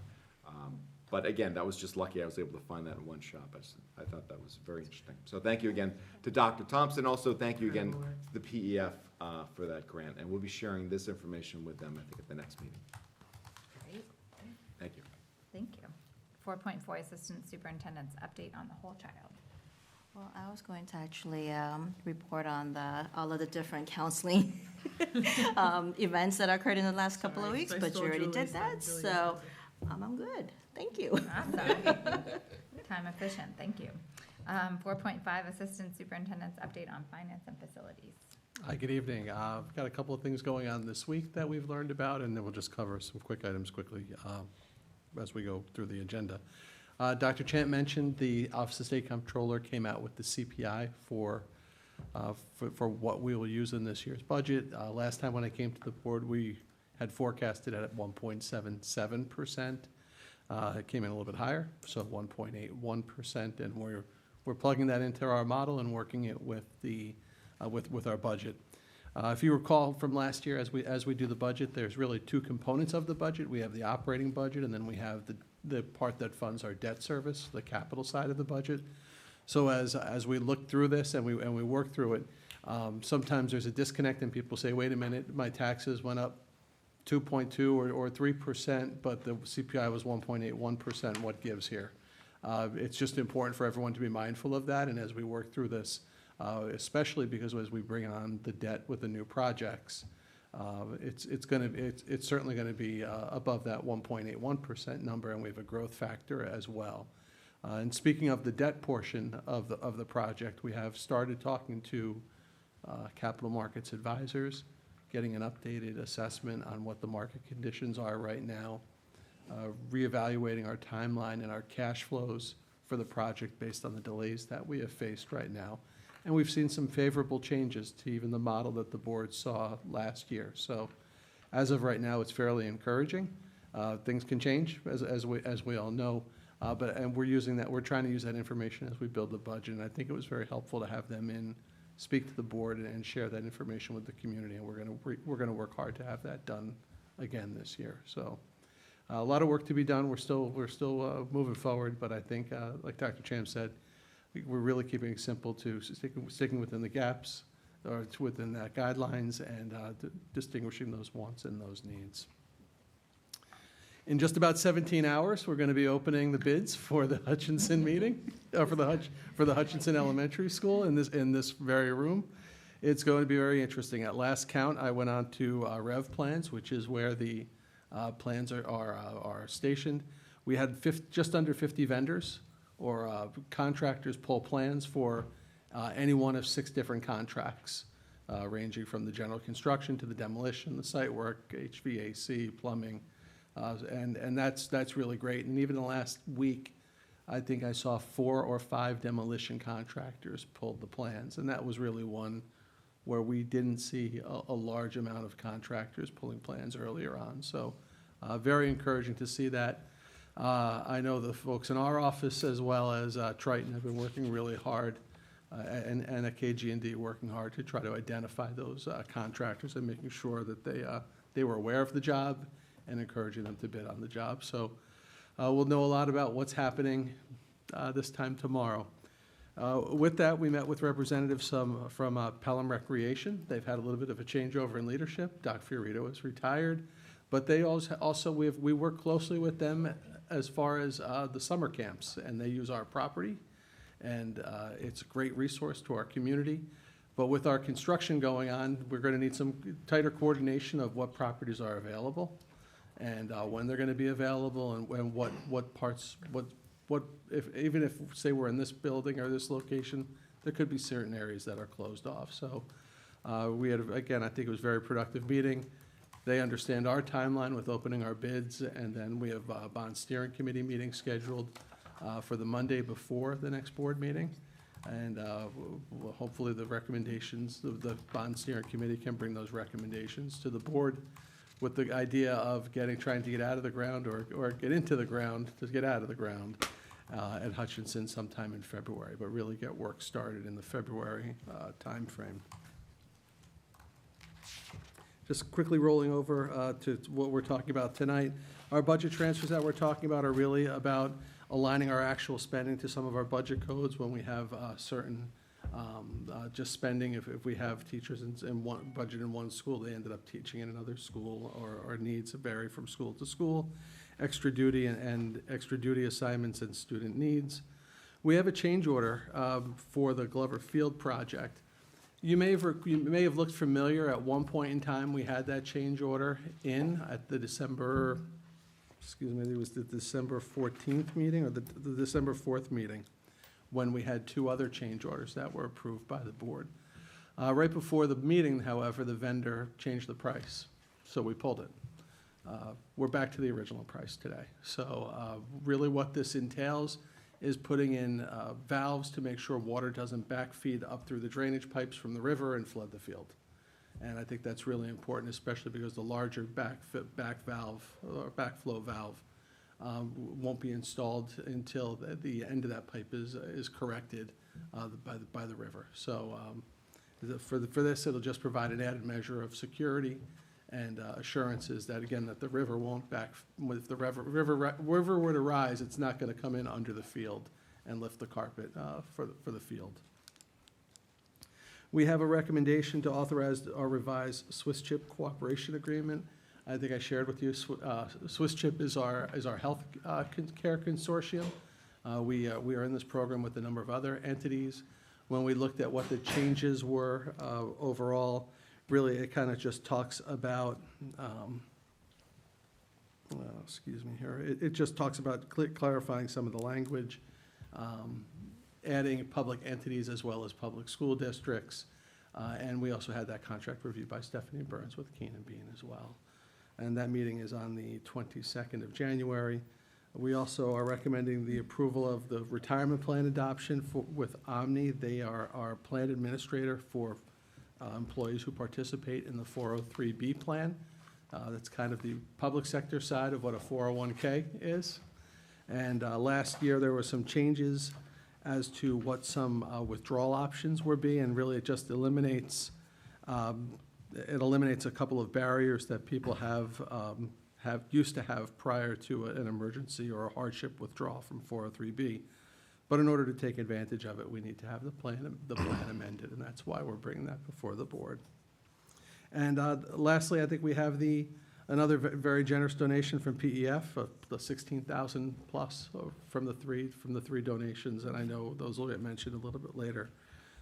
Really terrific items, and I'll say it again. It's just really quite generous the way the community steps forward and supports the schools through the PEF. Thank you. Section 5, we have a full policy agenda tonight.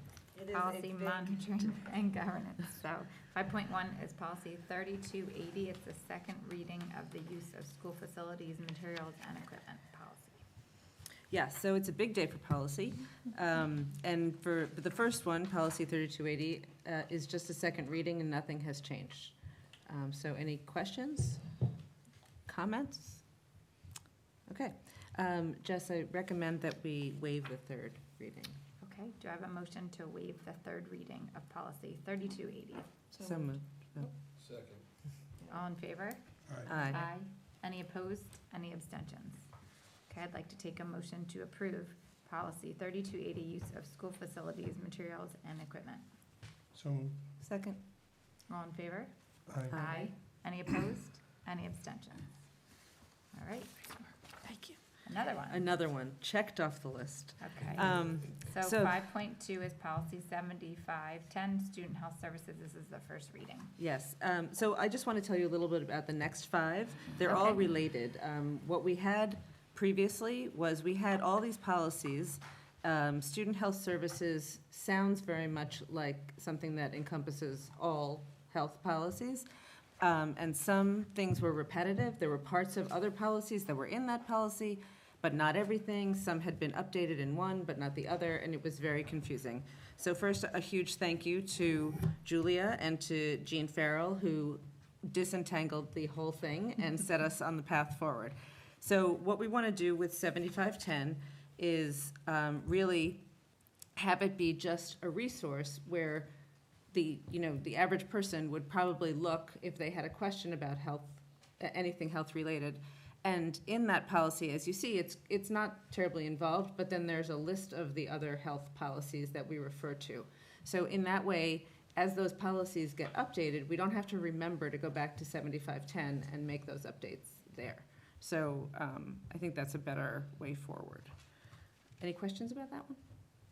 This seemed like I read it almost like a preamble to all these others, or like Exactly. a definition of what we want student health Right. services to be in the And there were district. some things like the record keeping that is across the board and not specific to any one health policy, so we were able to keep it in here. But in general, it's all in the individual policies.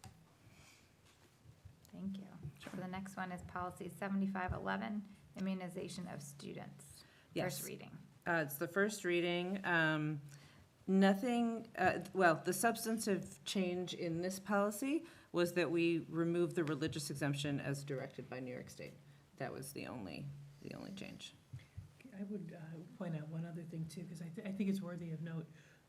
The policy committee has really been committed this year to looking at use of pronouns and in all the language to try to make sure that our policies moving forward are done in a more gender neutral way. And I think that's just, I think kudos to the committee for doing that, because that, again, communicates a message of inclusivity on behalf of the board and the district. So thank you guys. And thanks, Millie. I know it's a lot of detail, changing teeny little words here and there. But I think that's an important thing to say as a district, that even at the policy level, we're committed to creating an environment that's welcoming to all. So we're doing that by instead of his or her, it's student? Yes. Student, Yep, we're finding and then, gender neutral yeah. ways to say what's We being say said. parents or persons in parental relation, so, As opposed to guardian. yes. It's the new guardian. Yeah, it's a little bit broader than it used to be, yeah. Okay, so that was That was that one. 7511. Does anybody have any other questions or comments? Okay, so 7512, student physicals, first reading. This was just an update. There were no substantive changes here. Okay. 7513, administration of medication, first reading, although it feels like the Yeah, we've been talking about this 40th for a while. reading, 'cause we did this last year This is a few tricky times. one. Yeah. So there was a significant update here. There used to be a lack of clarity in this policy that what medications encompassed. It was unclear if it was only prescription medication or if it also included over-the-counter medications, and we made it clear this time that it refers to all medications, over-the-counter as well as prescription. One thing I want to highlight is that the committee does plan to make an alteration going forward. It's in the second paragraph. You'll see where the policy lists the topicals that are considered over-the-counter medications. And kind of at the last minute, the committee looked at that and said that some of those are probably unnecessary to identify. So we're going to review that at our next meeting, which is on February 3rd, and make whatever changes. And I'll note those updates at the third reading, which will be on the 12th of February. We don't meet again before our next meeting, so we can't be in the second reading, but it'll be in the third reading. And I don't anticipate there will be any other changes. That's the only one we're looking at. And you're thinking specifically things like skin lotions, And Vaseline. Vaseline, yeah. It's clear when you read that list that some of them are legitimately medication, like Benadryl, or I think it's Benadryl. And some of them are not, and virtually impossible to police. So, like Vaseline comes in incredibly small containers now, so, and it's a lot like chapstick. So it's somewhat harmless. But we're gonna make sure that it's okay to do that. We're gonna talk about it, and we'll come back to you. Okay. So this policy also experienced a significant overhaul. A new policy was given to us with a new number. It was 7516, and we just took that language and put it into this policy. This was all driven by the question of what happens when a student is found to have head lice. And that concept and the opinion has evolved apparently over the years. And where we stand now is that Accordance with state ed guidance as well as health department guidance as far as how to treat lice.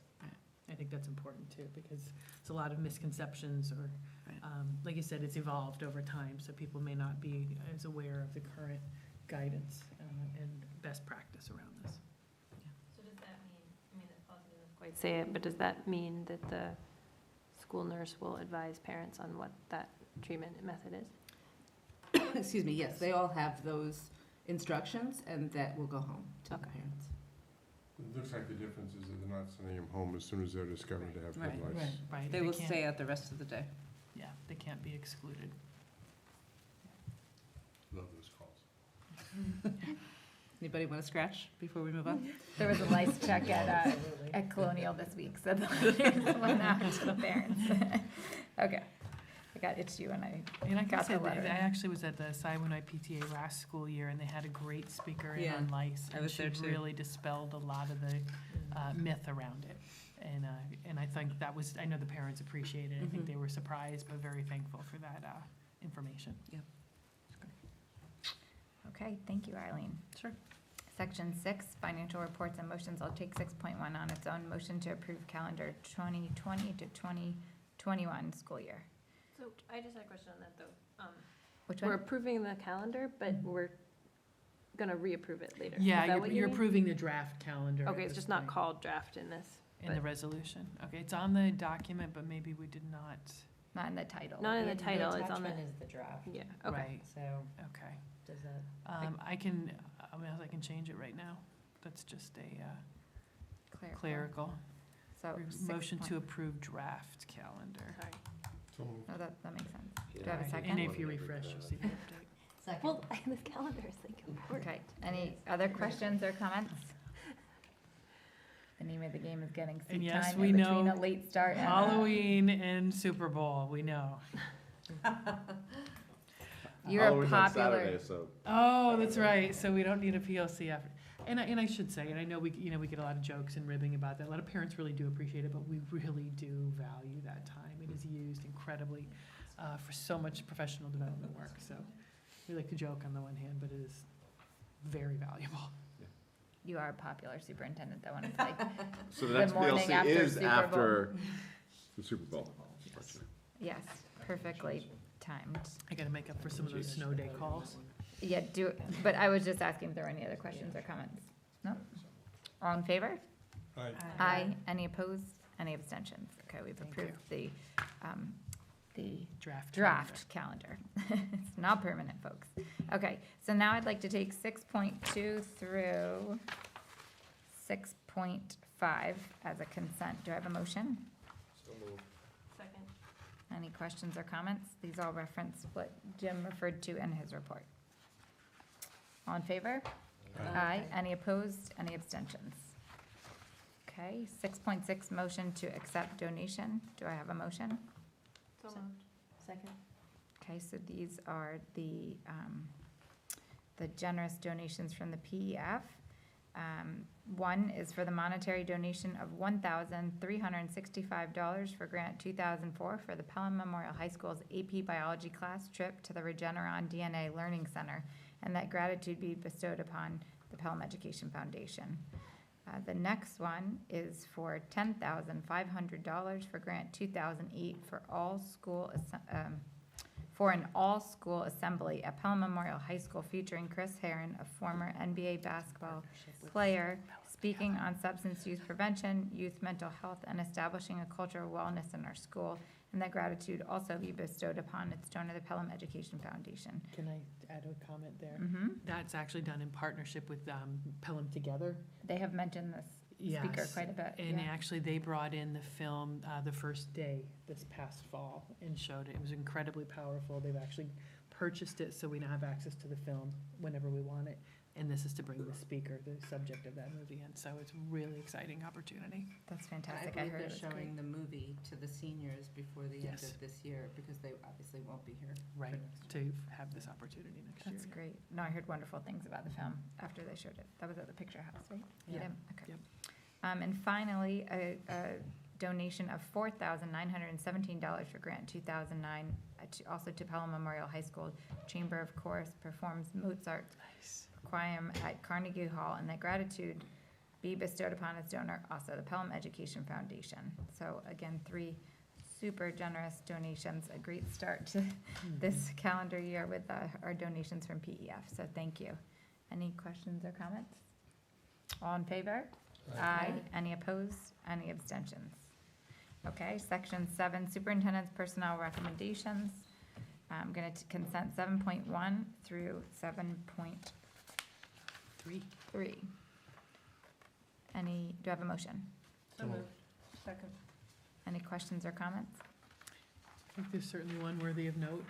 Yeah. It's been noticed, One Oh, is, yes. yes, Notified is, publicly, Judd but- Rothstein's letter of resignation.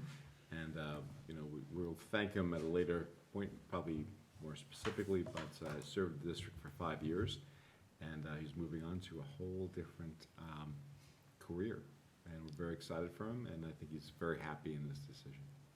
That's great, yeah. and he will be finishing the year with us. Yes, with us, he'll be with us rest of the year. Great. All in favor? Aye. We need some people in favor or not, or done, all in favor? Aye. Any opposed? Any abstentions? You guys want to stay here later? Okay, section 8, people personnel services, we have a Schedule D. Do I have a motion? So moved. Second. Any questions or comments? All in favor? Aye. Aye. Any opposed? Any abstentions? Section 9 is new business. Does anybody have new business? Okay. Section 10, we already had our communications from the public. So section 11, adjournment of the meeting. Do I have a motion? Oh, sorry, I stole your thunder. She was I'll ready. recycle that. Ready. Madam Chairperson, would you entertain a motion to adjourn the meeting? I would. Do I have a second? Second. All in favor? Aye. Any opposed? Any abstentions? All right, thank you. Start with a bang.